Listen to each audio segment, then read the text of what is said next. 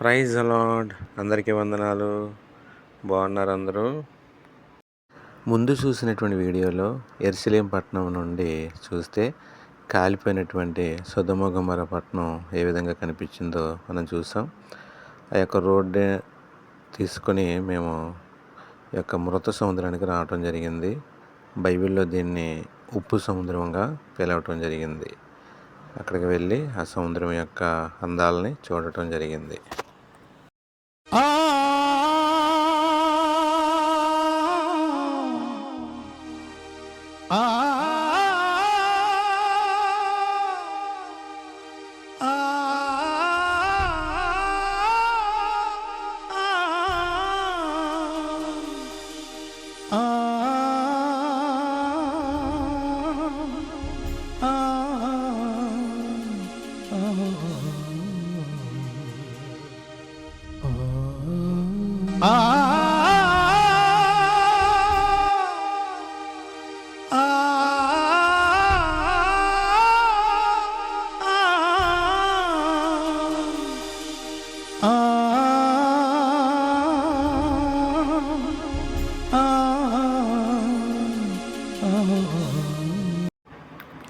మేము మృత సముద్రం యొక్క ప్రాంతానికి చేరుకున్నాం.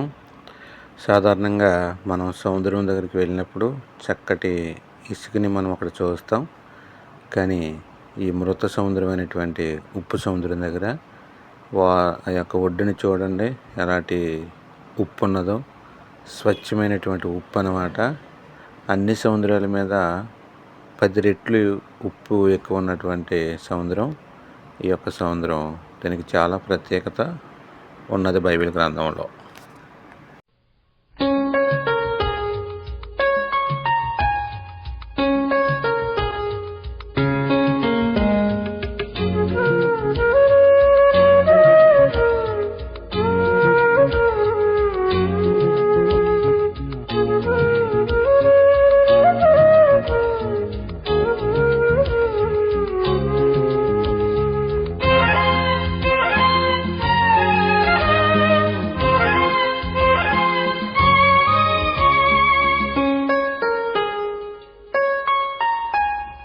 ఇవి డెడ్ సీ యొక్క విషయాలు.